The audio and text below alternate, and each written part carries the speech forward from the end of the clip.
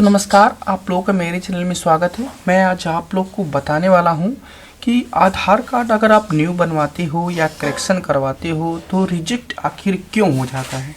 ये बहुत ही बड़ी समस्या है कि बहुत सारे कैंडिडेट ऐसे हैं कि वैलिड डॉक्यूमेंट होने के बाद भी उनका जो आधार कार्ड रिजेक्ट हो जाता है या पेंडिंग हो जाता है।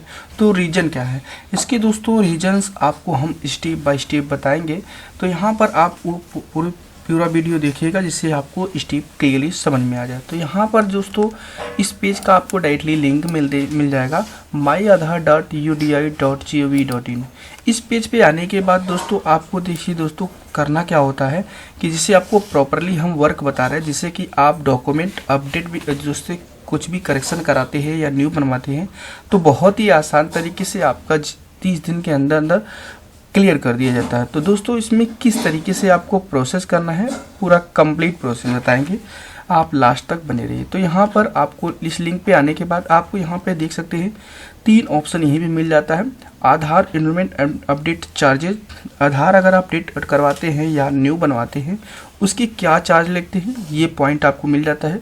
और ये वाला दूसरा वाला जो पॉइंट है इनरोल एंड अपडेट फॉर्म, ये जो है आपका ये फॉर्म होता है जब भी आप आधार न्यू बनवाए चाहे करेक्शन कराएं तो ये फॉर्म है। इस फॉर्म को फिल करके प्रॉपरली आपको स्कैन करके अपलोड करना होता है या कराना होता है। तो ऐसी स्थिति में आपको यहाँ पर list of supporting document for Aadhaar enrolment update इस तरीके का भी एक लिंक यहाँ पर आपको मिल जाता है, जिससे आप ये जान सकते हैं कि आप अगर कुछ भी करेक्शन कराते हैं या न्यू बनवाते हैं उसके लिए क्या क्या डॉक्यूमेंट होना चाहिए।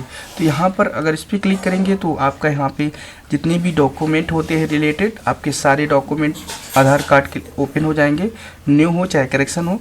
और यहाँ पर आपको मिल जाता है इनरोलमेंट अपडेट फॉर्म। इस पर आपको बहुत ही केयरफुली फॉर्म फिल करना है, क्योंकि ये जो भी व्यक्ति प्रॉपरली फिल नहीं करता उसी का जो है यहाँ पे लॉन्ग टाइम लगता है और यहाँ पे डॉक्यूमेंट भी अपलोड प्रॉपर करवानी चाहिए। तो दोस्तों यहाँ पर एक चीज़ आपकी पहली चीज़ हो गई कि जो फॉर्म होता है वो आपको प्रॉपरली फिल करना है। दूसरी चीज़ आपकी ये होती है कि जो भी लिस्ट ऑफ सपोर्टिंग डॉक्यूमेंट है वो आधार न्यू हो चाहे करेक्शन हो वो प्रॉपरली आपका इसके अकॉर्डिंग होना चाहिए। अगर आप इसके और इनोवेंट जो फॉर्म है और यहाँ पे ये जो आप ध्यान रखें इन दोनों पॉइंट को, तो आप बहुत ही आसान तरीके से जो भी आधार कार्ड करेक्शन कराती है तो 100% 30 दिन के अंदर आपका जनरेट हो जाएगा।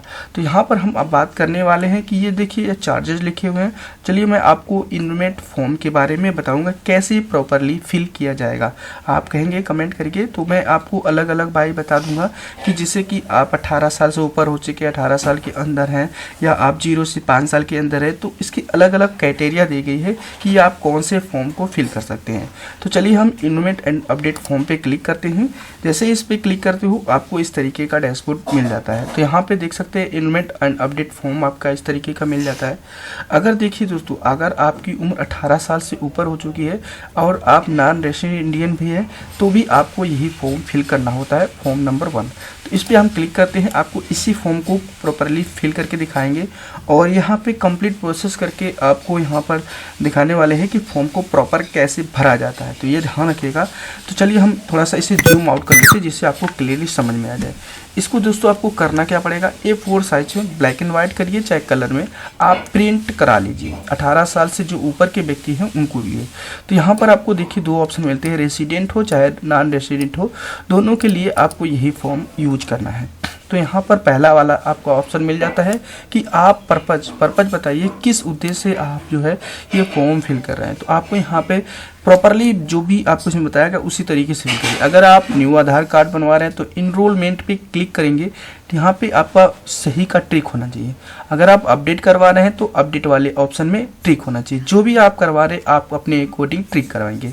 फिर उसके बाद यहाँ पर जो होता है रेसिडेंट स्टेटस, इसका मतलब कि दोस्तों आप इंडिया से में रहने वाले निवासी हैं या आप नॉन इंडियन कैंडिडेट है। तो दोस्तों अगर ऐसा नहीं कि जो भी कैंडिडेट बाहरी यहाँ पे नॉन रेसिडेंट इंडियन आया हुआ है तो उसके लिए आधार नहीं बनता, जो दोस्तों जरूर आधार बनता है वो भी बनवा सकते हैं, केवल वैलिड डॉक्यूमेंट होना चाहिए। तो यहाँ पे इसको टिक करेंगे। अगर जो भी होगा रेसिडेंट होंगे तो रेसिडेंट पे और नॉन रेसिडेंट होगा रेसिडेंट।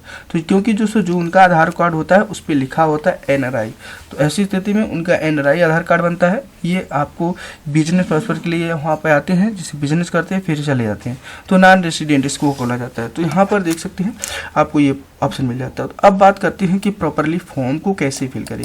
यहाँ पर आपको बताया गया है अगर आप अपडेट करते हैं या न्यू बनवाते हैं तो आपको ये कंपलसरी फिल करना है। जैसे कि आपको यहाँ पे जो भी नाम होगा, अगर आप सपोज दैट मान लीजिए अगर न्यू बनवा रहे हैं तो आपको यहाँ पे नाम भी मेंशन करना है, अपडेट करवा तब भी आपको यहाँ पे नाम प्रॉपरली इंग्लिश में ही मेंशन करना है।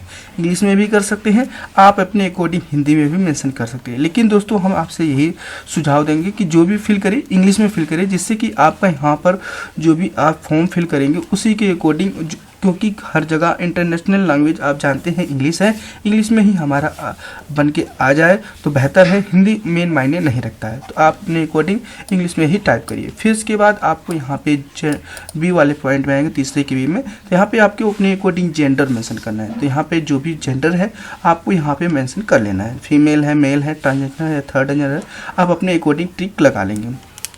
इसके बाद सी वाले पॉइंट में आते हैं, डेट ऑफ बर्थ। यहाँ पर देखिए जो भी डेट ऑफ बर्थ है, जो भी डॉक्यूमेंट में आपके दिए गए प्रूफ ऑफ आईडी में, वो आपको प्रॉपरली फिल कर लेना। प्रॉपरली आपको फिल कर लेंगे, आपको DDMM 4Y के अकॉर्डिंग फिल कर लेना है। तो यहाँ पर देख सकते हैं जैसे कि अगर आपका 1/1/2005 है तो 01/01/2005 यहाँ पे मेंशन करेंगे। फिर उसके बाद एज, आप यहाँ पे एज के अकॉर्डिंग मेंशन करना चाहते हैं, जैसे 25 साल है, 30 साल है, तो आप उसके अकॉर्डिंग में मेंशन कर सकते हैं, कोई दिक्कत यहाँ पे नहीं है। इसके बाद आपको यहाँ पे ये पूरी पॉइंट क्लियरली समझ जाइए कि अगर आप वेरीफाई, अगर आपके पास वैलिड डॉक्यूमेंट है DOB प्रूफ में, तो आप वेरीफाई पे क्लिक करेंगे। जिससे क्योंकि दोस्तों बहुत सारे कैंडिडेट ऐसे हैं जब आधार कार्ड बनवाते हैं तो केवल ईयर टाइप होके आता है, तो आपको अगर ईयर केवल आपके आधार कार्ड में शो होगा और यहाँ पे डेट पूरी कंप्लीट नहीं शो होगी, तो ऐसी स्थिति में अगर वैलिड डॉक्यूमेंट है, जैसे बर्थ सर्टिफिकेट हो गया, पासपोर्ट हो गया, पैन कार्ड हो गया, हाई स्कूल की मार्कशीट हो गया, तो वेरीफाई पे आपको जरूर क्लिक करना है, क्योंकि तब आप स्थिति में आपका जो भी आधार कार्ड पे डेट ऑफ बर्थ है कंप्लीट शो होगा।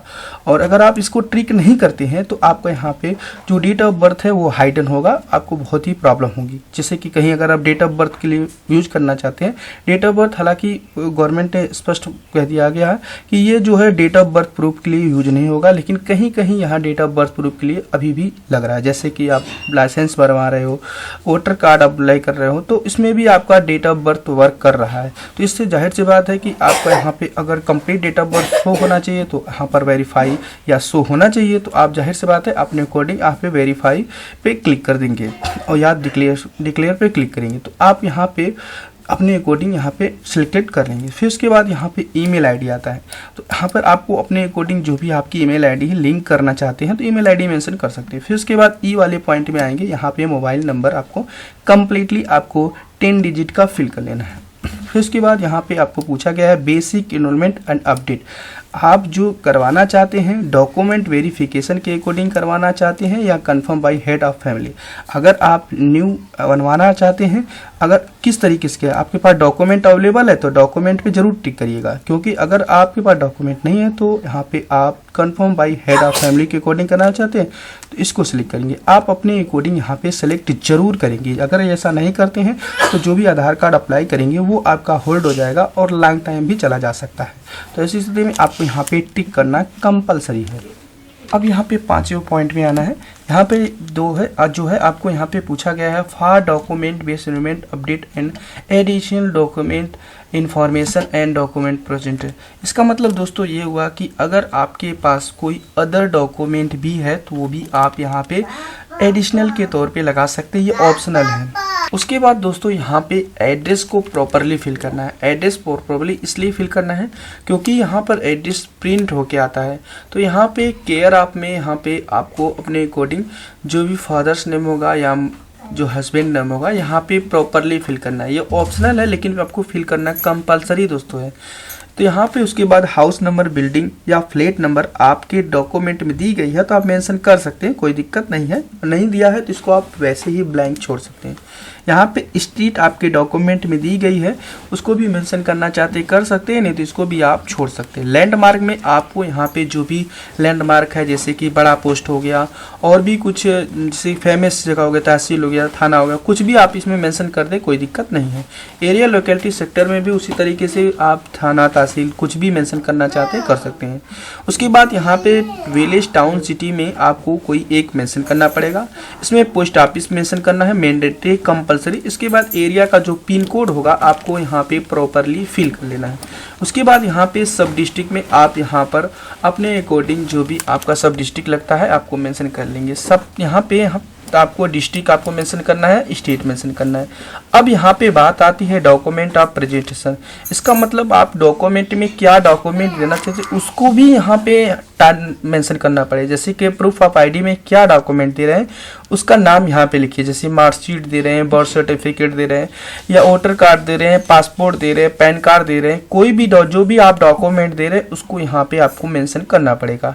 यहाँ पे जैसे कि आप वोटर कार्ड दे तो वोटर कार्ड का नंबर भी कोष्टक में करके लिख सकते हैं। पैन कार्ड दे रहे हैं तो पैन कार्ड नंबर भी कोष्टक में मेंशन कर सकते हैं, जिससे आपका यहाँ पे प्रेजेंटेशन वहाँ पे दिखाया जा सके कि हमारा डॉक्यूमेंट ये है। फिर इसके बाद प्रूफ ऑफ एड्रेस में क्या डॉक्यूमेंट देना चाहते हैं, यहाँ पे डोमिसाइल है या जाति प्रमाण पत्र है जो भी है आप यहाँ पे लिख करके उसका भी यहाँ पे सर्टिफिकेट नंबर यहाँ पे मेंशन कर सकते हैं, कोई दिक्कत नहीं है।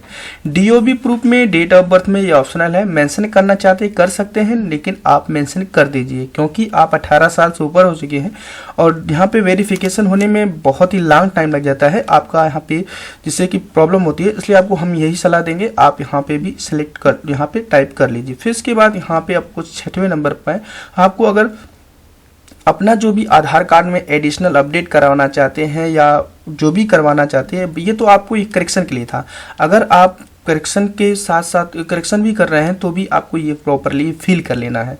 अगर जैसे कि आप अगर एड्रेस जैसे कि प्रूफ ऑफ आईडी में यहाँ पर आपको देखिए यहाँ पे प्रूफ आईडी जो भी दिया है वो तो ठीक है। यहाँ पे देख सकते हैं कि आप डेट ऑफ फैमिली यहाँ पर ध्यान रखिएगा।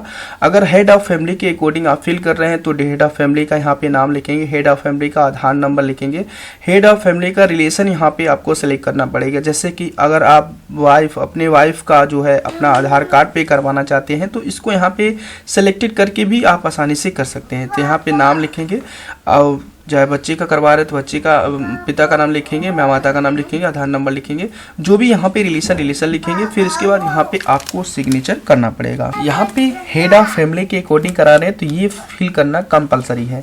जो भी डॉक्यूमेंट है डॉक्यूमेंट का यहाँ पे नाम भी आपको मेंशन करना है। तो उसके बाद आपको ये 6वां वाला जो 6वां ए भी है वो आपको अपने अकॉर्डिंग हेड ऑफ फैमिली का जो भी वर्क कर रहे हैं तो उसके अकॉर्डिंग होता है। तो यहाँ पे अगर आप न्यू बनवा रहे हैं तो ये 6वें नंबर को आपको फिल करने की ज़रूरत ही नहीं है। फिर उसके बाद अगर आप 7वें नंबर पे ये ध्यान रखिएगा, अगर आप कुछ करेक्शन करवा रहे हैं ये तो आपको कंपलसरी फिल करना था। यहाँ पे कंपलसरी जो है आप चाहे करेक्शन कराएं चाहे न्यू बनवाएं आपको ये सब देना जरूरी है। जैसे कि अगर एड्रेस सब चंद्र का तो एड्रेस लिखेंगे, आईडी प्रूफ छोड़ देंगे। तो उसके बाद आपको यहाँ पे अगर आप यहाँ पे अपडेट करवा रहे हैं तो आपको यहाँ पे अपना आधार नंबर मेंशन करना है। उसके बाद क्या अपडेट कर रहे हैं आपको यहाँ पे सिलेक्ट करना है। जैसे कि अगर photo and signature photo and fingerprint iris change करना चाहते हैं इसको सिलेक्ट करेंगे। नेम डेट ऑफ बर्थ जो भी सिलेक्ट करना चाहते हैं इसको यहाँ पे प्रॉपरली ट्रिक करना पड़ेगा। अगर आप ट्रिक नहीं करती हो तो ऐसी स्थिति में वहाँ पर भी हमने बताया टिक करना कंपलसरी है। अगर टिक नहीं करेंगे तो भी आपका वहाँ पे होल्ड हो जाता है। तो अगर आप अपडेट नहीं करवा रहे न्यू बनवा रहे 6वें और 7वें पॉइंट को आप छोड़ दीजिएगा, आप यहाँ पे टच मत करिएगा। इसके बाद आपको यहाँ पे जो डिक्लेरेशन है आपको यहाँ पे आप देख सकते हैं कि आपका जो भी आधार कार्ड है किस वजह से कैसे बनता है और ये पूरी यहाँ पे प्रोसेस बताया गया है कि अगर आपका डॉक्यूमेंट सही होगा, नॉलेज के अकॉर्डिंग सब कुछ सही है तो आपका यहाँ पे जो अगर रेसिडेंट इंडियन है तो 182 दिन का इंडियन रहना चाहिए तभी आपका आधार कार्ड जो है बन सकता है। इस तरीके से आपको यहाँ पे एक्ट बताया गया है। तो इसे रीड आउट करना चाहते हैं कर सकते हैं, आप अपने जानकारी के अकॉर्डिंग नहीं करते हैं कोई दिक्कत नहीं, इसमें फिल नहीं करना है। तो यहाँ पे सिग्नेचर वेरीफायर का यहाँ पे सिग्नेचर जो करेगा और नेम आप वेरीफाई लिखेगा और यहाँ पे सिग्नेचर थंब इम्प्रेशन एप्लीकेंट लिखे, एप्लीकेंट जो भी इसका भी आधार कार्ड बना रहे हैं यहाँ पर साइन करना पड़ेगा। फिर इसके बाद डेट एंड टाइम आप कि जो भी फॉर्म भरने वाला व्यक्ति होगा जो अपलोड करेगा यहाँ पे डेट एंड टाइम लिखेगा। यहाँ पे सिग्नेचर वेरीफाई आपको यहाँ पे नहीं करना है। यहाँ पे नेम ऑफ वेरीफाई मतलब जहाँ पर आधार कार्ड आप बनवा रहे हैं वो अपना यहाँ पे सिग्नेचर करेगा और यहाँ पे अपना नाम लिखेगा और केवल आपको यहाँ पर भी यहाँ पर आपको अपना साइन करना है।